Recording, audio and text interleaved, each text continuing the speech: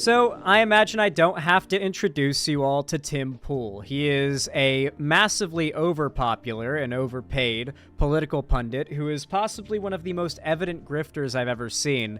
And when I say that he's overpaid, I mean it. The dude has an entire compound with a fucking skate park in the basement. There is a skate park in the basement of his compound where he does his podcast. Very ghoulish shit. It's insane that awful people have such nice things, but that is the world. He put out a video called Woke is Dead. Harvard forced to oust diversity hire president. Woke journalists crying over defeat.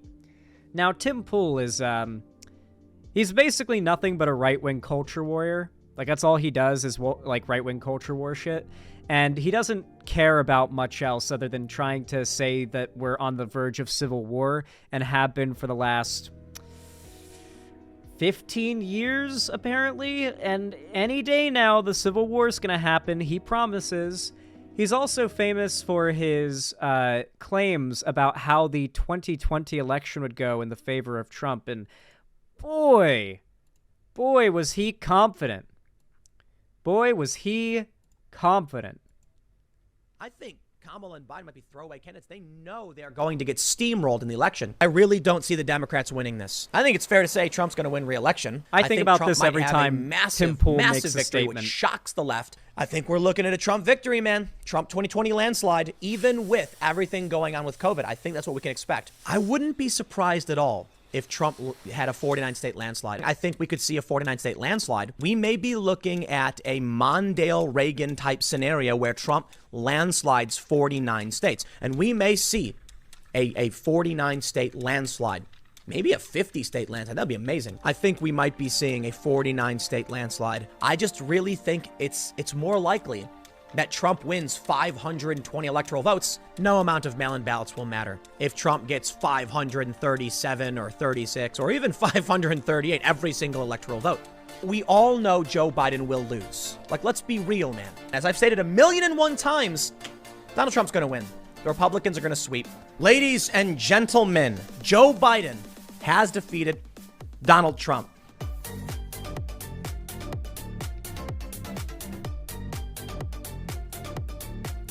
God, it's so good. I will never not think of that every time Tim Pool makes a prediction or a declarative statement that we're expected to take seriously. That will always pop into my head, and he will never be allowed to escape that. I will not allow it. I will force any fans of his that watch my videos to see that as the lead-in to any of my coverage of him. Because first and foremost, Tim Pool is a fucking idiot. Anyway, basically, here's the background for this video, I guess. Basically, the president of Harvard, the right doesn't like them. The right hates the president of Harvard. Apparently, they're woke. I think the president's name is like Claudine Gay or Claudine J. I don't know how to pronounce it because I haven't seen someone pronounce it like audibly. I've just read it. And she got caught plagiarizing. I don't know how strong the claims of plagiarizing are, but for the sake of the argument, let's just say, sure, she plagiarized. I don't really care whether she plagiarized or not. The problem is, a lot of conservatives, they see Harvard as woke. They see Harvard's president as woke, and so finding some form of dirt, something that looks bad that they could, let's be honest, massively blow out of proportion to try to pressure the Harvard president to step down, would be a really big political win for them. I believe the plagiarism was like in a thesis or a dissertation or something like that. Just some school project for college like a long time ago. But they really hate the president of Harvard. They hate Harvard. They think it's woke. And so any gotcha they can get is what they're going for. So for like the last month, they've been pressuring this lady to step down. And now it seems she has, and the right's celebrating it. I haven't seen anybody like crying over it, but to be clear, conservatives don't really give a fuck about engaging with the opposition.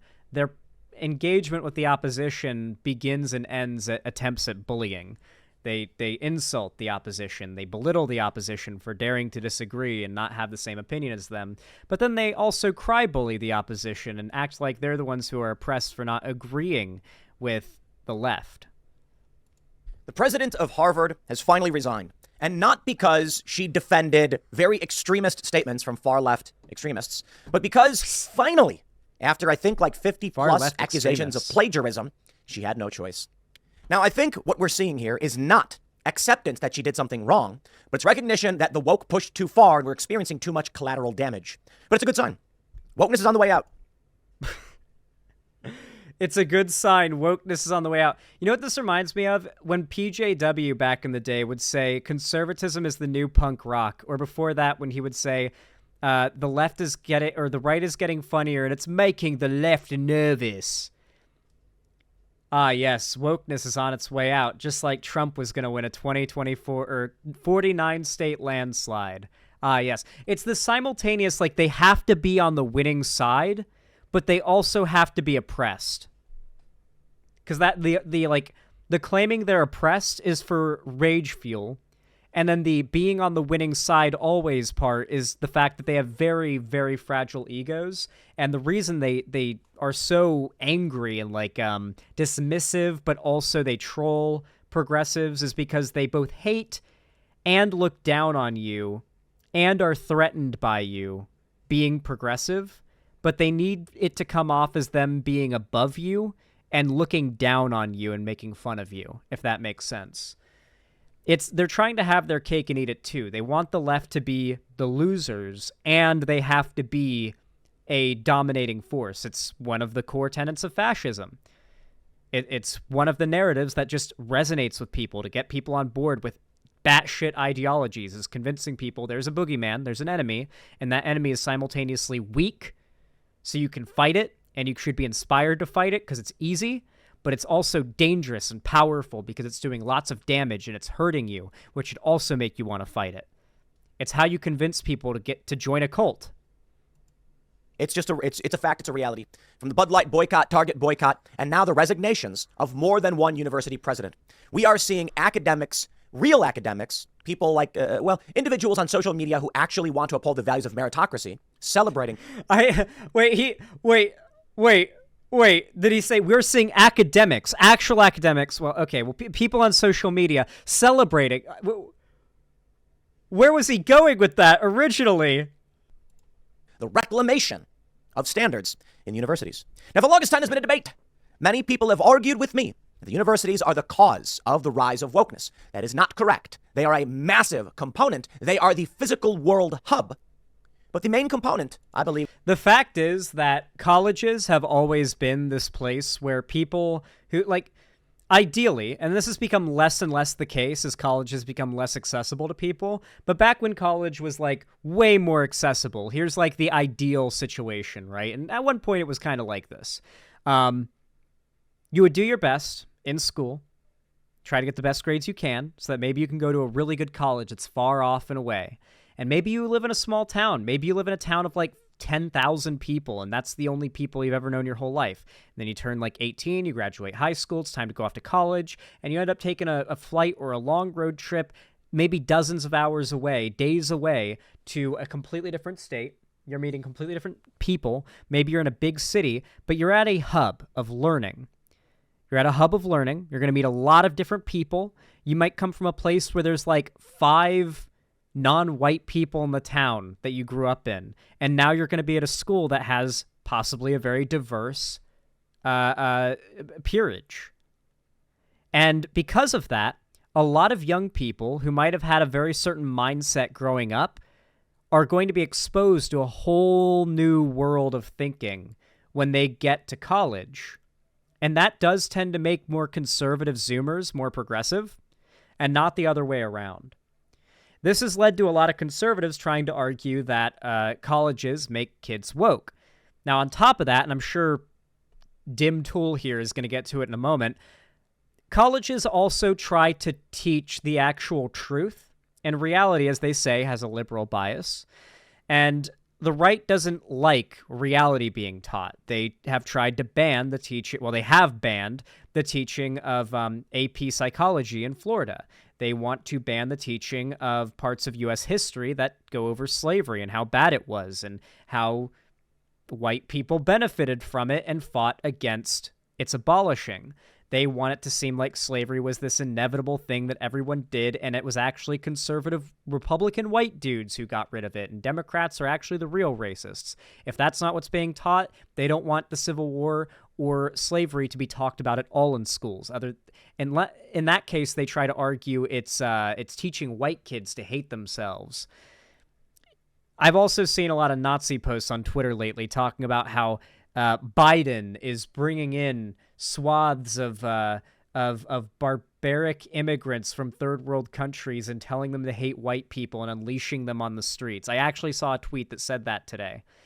That is the kind of shit that's taking off in these like right-wing media spheres that Tim Pool inhabits. And, you know, I mean, you could go on Twitter right now and look at the For You tab, and you'll just see, after scrolling for a bit, like a Hitlerite just posting about how brown people are ruining America.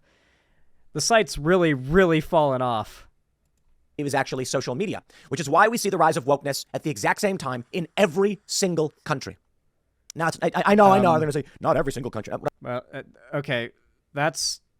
Okay, what he's calling wokeness is people disagreeing with what he believes, to be clear. I feel like I can't state that enough. And on top of that, when he talks about every single country, I'm pretty sure he's referring to every single developed nation. And yeah, generally, as more generations come of age, they tend to be more progressive. And assuming he means woke means progressive, right? They tend to be more progressive. And there are always new generations who are more progressive being born in every country in the world at any given time. And so, yeah, most countries are going to have that phenomena. There are also countries that have fallen into dictatorial fascist regimes in the last, couple decades. That's happened too, but by and large, yeah, most countries have gotten more woke all at once because we have the internet and instant communication. Even with cultural barriers, we kind of share a human society at this point. It's just like we affect each other. America affects everybody else. That's for damn sure. Our culture trickles down to every other culture at some point at this point. What I mean is, most countries experienced a spike in their media in terms like white privilege, racism, diversity, etc. And the reality was... Okay, so apparently the media is crying about this random lady getting, stepping down or whatever, but this guy is not crying about words becoming popular. So simultaneously, wokeness is on the way out, but these words are getting more popular. We want our right to free speech, but also it is an actual, we have to shut down the spread of wokeness. Everything they believe is contradictory. The only consistent through line is they can do no wrong. Everything they believe is right always, and anyone who disagrees with them is always wrong no matter what and shouldn't have the right to speak, and they should never be penalized no matter what they do. That's the only consistency in all of their values. Everything else is hypocritical. Social media algorithms, a combination of two things. One, first, these companies were heavily incentivized monetarily because rage bait makes money. And the public popular narrative is racism bad. Yeah, we all agree on that. And Tim Pool, your entire channel breaks YouTube's TOS explicitly on a daily basis. The fact that you're monetized or allowed on the website is because YouTube knows rage bait gets clicks. So they're allowing TOS breaking content that makes them money to stay on the platform until it becomes a problem for them. Tim Pool, your entire existence in this platform is dependent on these platforms desiring money over having principles. If YouTube actually applied their TOS, Tim Pool would be banished off the platform for forever. So when you make a video or an article about something racist and say, ooh, I'm so angry about it, well, sure enough, you get clicks. But sure enough, then the monetary incentive is there. Sure enough, then you build a massive base of people seeking out any kind of injustice to pile on. Then people start targeting these companies saying, you need to do something about this. Then the companies are changing their rules. And then we get the expansion of affirmative action. Remember, guys, protesting and advocating for change when, like, you're a conservative is being a patriotic protester, exercising your First Amendment rights, all that good stuff. But when you do it and you're a progressive, it needs to be crushed. It needs to be quelled. It needs to be stopped. It's a problem that needs to be solved, that people are using their First Amendment rights to protest for change that they don't like. But when they say make up a conspiracy that inspires harassment towards the families of a bunch of children who died in a school shooting, and they get sued or get banned off of platforms for spreading misinfo, all of a sudden they've lost their freedom of speech and they're totally pro-free speech and they're free speech absolutists and they think nobody should be banned. It's a slippery slope. But here they are talking about how the spread of wokeness is something that has to be stopped. That people protesting for change is something that's a problem that needs to be stopped. It's all hypocrisy. Like I said before, the only consistency in these people's rhetoric is they can do no wrong and they're always right and the left is always wrong. Action, diversity hires, etc. What we are seeing now with the resignation of Harvard's president is absolutely incredible. It shows you just how deep the rot has gone. There's an article from the Associated Press. I'm looking at this man's teeth right now, and I'm also thinking about how deep the rot has gone on them. Because, like, I feel like I'd be safer reaching down an alligator's throat than giving this guy dental care. Harvard president's resignation highlights new conservative weapon against colleges: plagiarism. Let me just pause real quick. Plagiarism has always been a serious academic no-no. Plagiarism in media, a serious academic no-no. Let me clarify. Is he just gonna, like, virtue signal about how plagiarism is bad when, like, the left is currently obsessing over the biggest takedown of a plagiarizer ever with, like, James Somerton and H. Bomber Guy's videos? Is he gonna try to claim the left is, like, pro-plagiarism or something right now? You don't need to virtue signal this, okay? Everybody agrees. Does he actually get to any real arguments at any point here? Is it just all... Is it all just white noise for people who already agree with his politics to listen to? Oh, these hiccups won't stop. Please do us all the favor and share this story. You can share this video. That helps the work we do here at timcast.com. Okay, very good. When's the sponsor segment start? Here, let's see what the sponsor segment is. Is it at the end? Oh, no sponsor, it seems. That's nice. Hey, you know what? We did a PJW video earlier that was literally 50% sponsor. It was 2 minutes of video and then 2 minutes of sponsor for a total of a 4-minute long video. I will admit, I don't see a sponsored segment here by, like, skimming it. Maybe I'm missing it. Maybe he does a sponsor segment, like, a little later on, and it's just, like, very brief or something. What's he going over here? Over here. This is how critical social justice activists sustain their ideology and enforce universal adoption of DEI. Take a look at these posts. These are hilarious. Who cares? Well, if they got what they wanted from their well-executed plan, says Ida Bay Wells, thinking of her and her black academics placed in impossible positions. Yeah, they're just mad that people are calling out their hypocrisy. I like this comment. The anti-cancel culture folks are predictably quiet about what's happened to Claudine Gay, of course. Well, no, they're not quiet about it. They're celebrating it because they aren't shy about their hypocrisy. Like, frankly, I think she should have stepped down because of the plagiarism stuff. It seems like she did plagiarize. If that's the case, she probably shouldn't be president of Harvard. That's my opinion. But, like, these people think it's, like, a political issue that someone did plagiarism. Granted, everything is political. That's something they tend to disagree with, actually. But it's weird. Well, it's not weird. We know why. But assuming they were being honest, it's weird that they would harp on this particular issue like this. The fact is, the only thing conservatives care about, the only principle conservatives have, the only through line principle they have that they will never sacrifice is that they must win. So the one principle they'll never sacrifice is that winning is their one and only goal. And they're willing to win by any means necessary. The next president of the university must be a black woman, says Mark Lamont Hill. These people are psychotic, and they're evil. Here's one. Rage at what these racists did to Claudine Gay. Couldn't even keep a black woman as president for 1 year without harassing and stalking her out. They have the most unbelievable, horrific white men at the highest levels of leadership, but black women, of course not. Rufo said, please show me a white male university president who plagiarized 40 plus passages across 7 papers and kept his job. I'll wait. It's really amazing where we are, isn't it? In a resignation. Is this like, oh yeah, Libs of TikTok, amazing. Is this really where we're at for conservative content? Is just like reading a list of the big like Elon Musk boosted conservative propaganda accounts like Libs of TikTok and whatnot? There's really no point here other than woke bad.